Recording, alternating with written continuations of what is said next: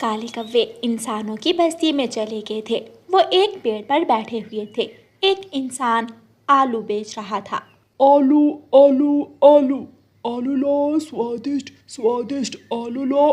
कालू जी, ये आलू क्या चीज़ है? ज़रूर कुछ स्वादिष्ट होगा जो ये इंसान इतना जोर लगा लगा कर बेच रहा है। हाँ, है तो कोई काम की चीज। मैं चुपके से एक आलू चुराता हूँ।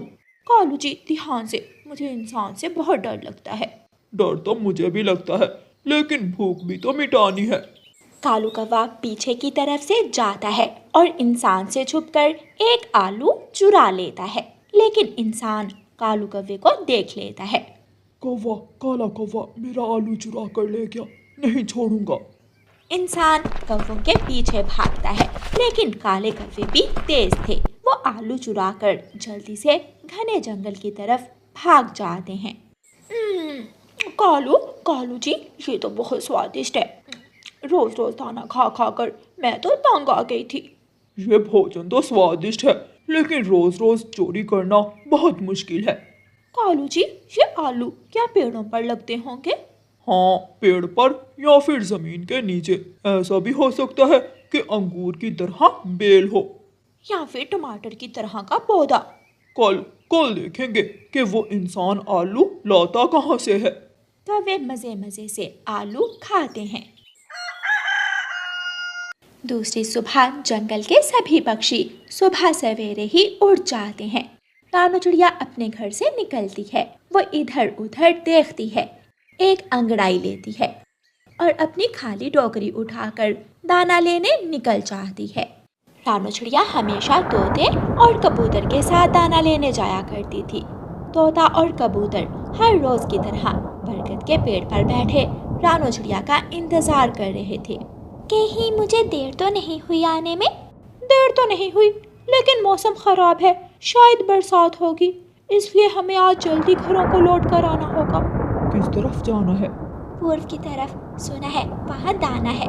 फिर वो तीनों दोस्त पूर्व की तरफ उड़ते हैं। वो तीनों दोस्त उड़ते हुए जा रहे थे कि सामने से काले कौवे आ जाते हैं। हाँ, रोज दाना, कभी हमारे साथ भी आओ, हम खिलाएंगे तुम्हें कोई गाजर, कोई आलू, कोई कद्दू। बहुत स्वादिष्ट होती हैं इंसानों की सब्जियाँ। ना कौवे, हम पक्षी इंसानों से दूर ही अच्छे हैं। मुझे तो अभी तक अपना भाई नहीं भूला जिसे इंसान ने पिंजरे में कैद कर लिया था। तो ये जंगल है, इस जंगल में हर रोज कोई ना कोई पक्षी शिकारी के तीर से मारा जाता है। ऐसे डरते रहे तो तुम दाने के सिवा कुछ नहीं खा सकते। गोरी और कालू, आप जाएं, हमारा समय बर्बाद मत करें, हमें देर हो रही है। कमजोर चिड़िया, तुझसे मैंने कोई बात की? ऐसे ही राजहाती मेरी बात में टांग फंसा देती हो। तोते और कबूतर, चलो वरना मैं जा रही हूँ। वो तीनों दोस्त वहाँ से आगे बढ़ते हैं। आजकल ये चिड़िया बड़ी बातें करने लगी है। छोटी चिड़िया, बड़ी बड़ी बातें। चलो कालू जी, उस चिड़िया ने तो मेरा मूड ही खराब कर दिया है। दोनों कौवे इंसानों की बस्ती की तरफ उड़ते हैं। इंसान अभी अपने घर से निकला ही था कि कौवे पहुंच जाते हैं। इंसान अपनी बैलगाड़ी चलाता है और खेतों की तरफ चलता है।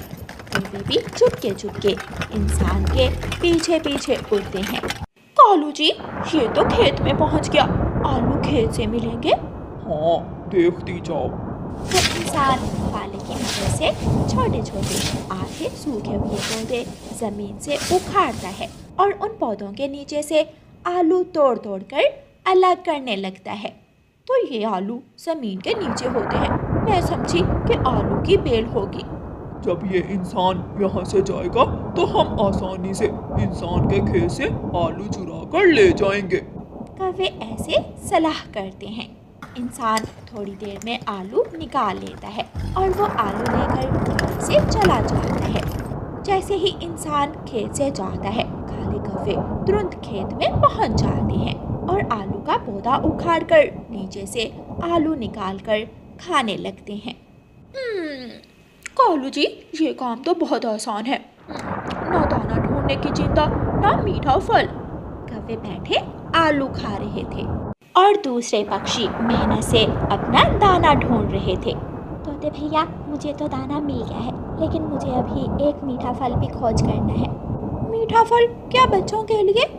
हाँ, बच्चे मांग रहे थे। तो फिर आप मीठा फल ले आए और हम दाना ढूंढ लेते हैं। वो सब अपना अपना काम कर रहे थे। चिड़िया मीठा फल ढूंढ लेती है।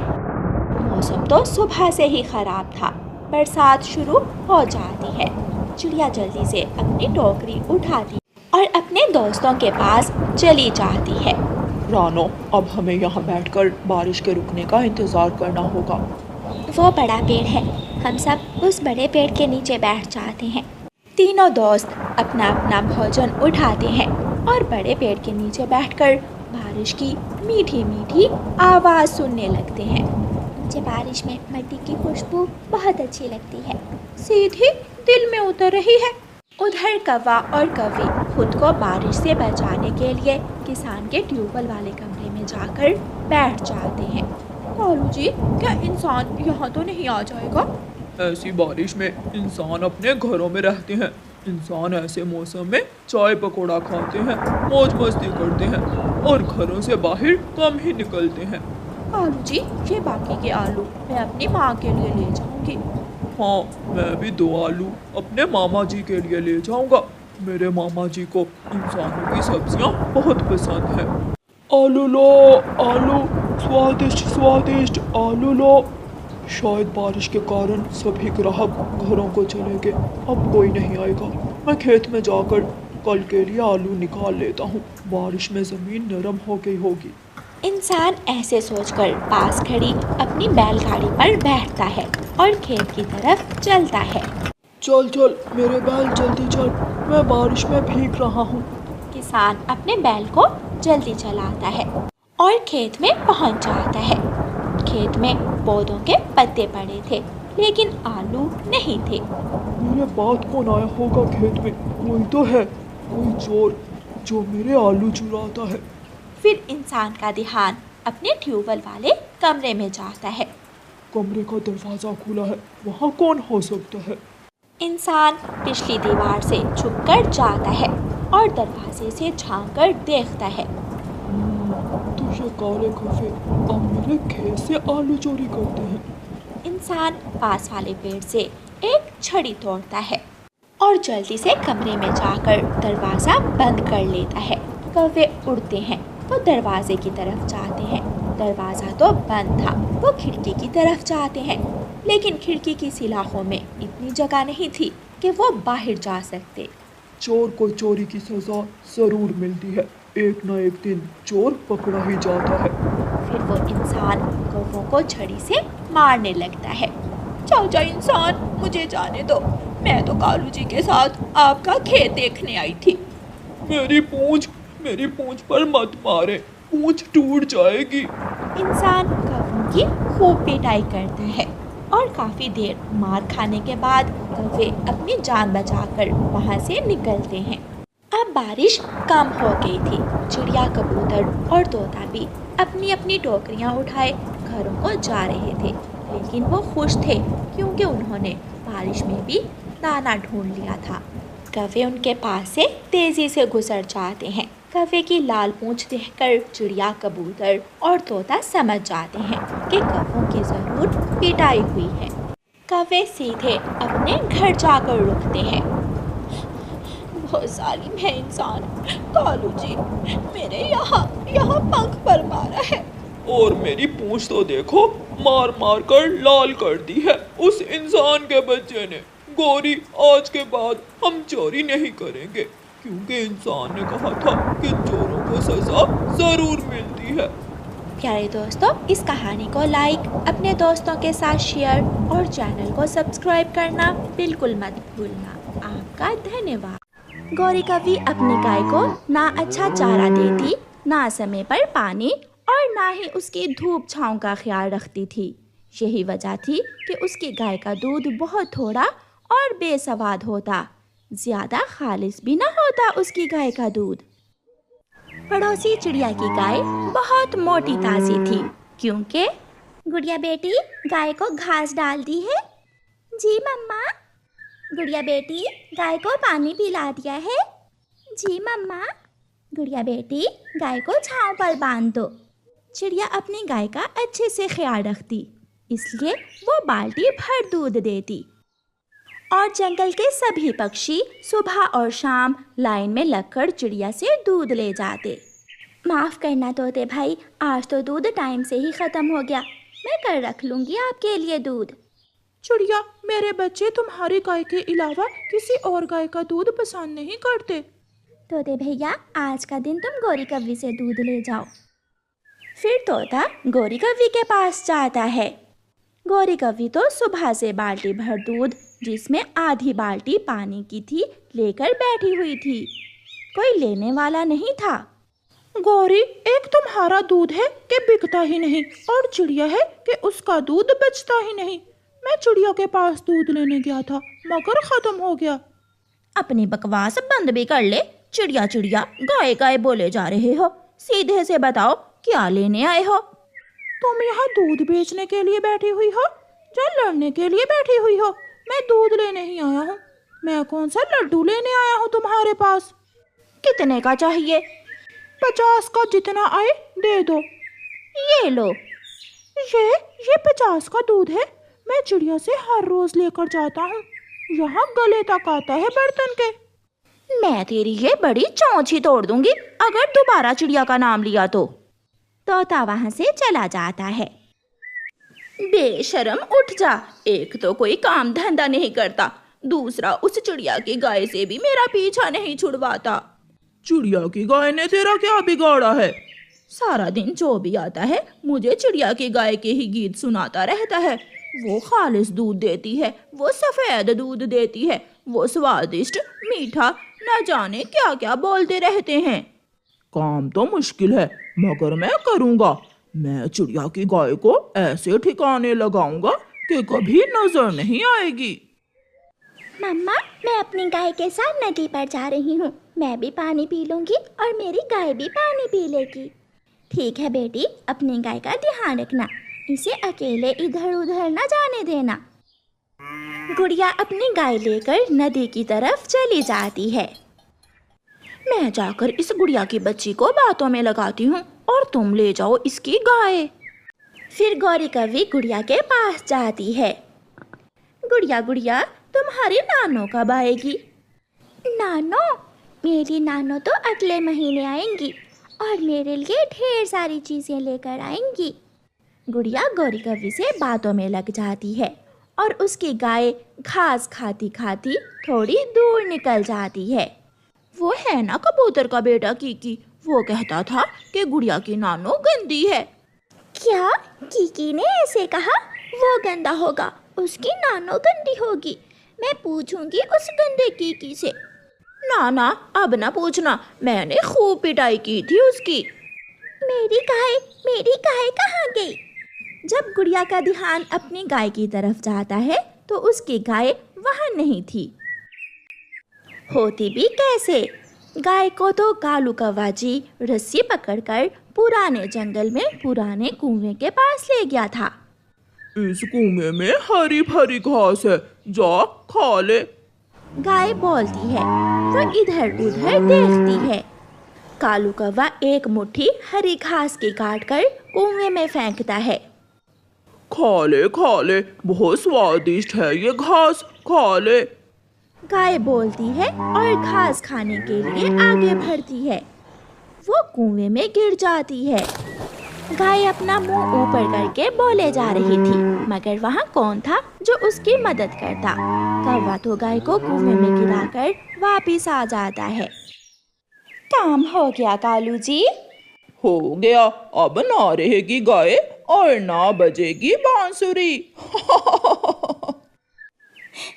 मम्मा, मेरी गाय। मैं गौरी आंटी से बातें करने लगी और मेरी गाय कहीं चली गई। कहीं चली गई? बेटी, गाय तो कहीं नहीं जाती, वो तो सीधी अपने घर आती है। दोनों माँ बेटी अपनी गाय ढूंढने निकल जाती हैं। प्यारे दोस्तों, रानो चिड़िया की ऐसी कहानियाँ सुनने के लिए YouTube सर्च बार में रानो चिड़िया की कहानी लिखें या फिर ये बटन दबाकर बोलकर कहें रानो चिड़िया की कहानी। शाम को जब गौरी कव्वी दूध बेचने के लिए बैठती है तो उसका सारा दूध मिनटों में ही बिक जाता है। गौरी, चिड़िया की तो गाय खो गई है, अब तो दूध तुमसे ही लेना होगा। एक लीटर मुझे भी दे दो। चल चल, निकल निकल यहाँ से, तुझे तो मैं ठेंगा भी नहीं दूंगी।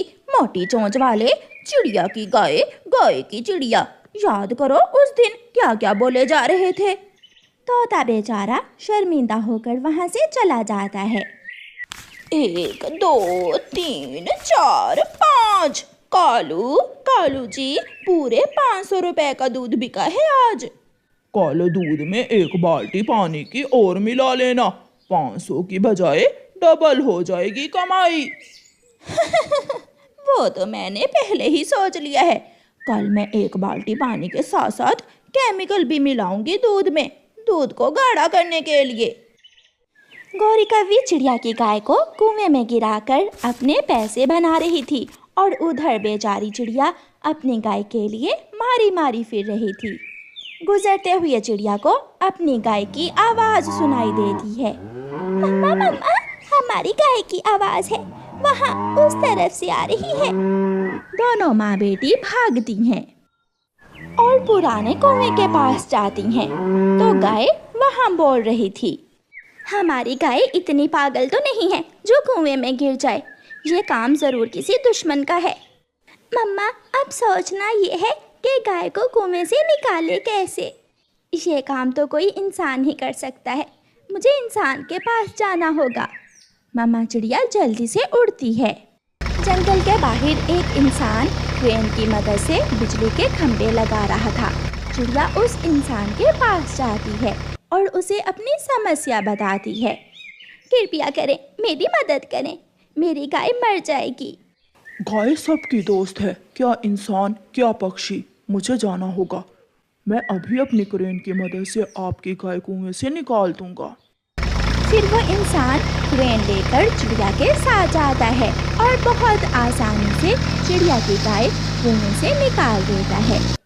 गाय ऊपर आते ही अपनी मालकिन चिड़िया के पंख चाटने लगती है और चिड़िया अपनी गाय को लेकर वापस घर की तरफ जाती है।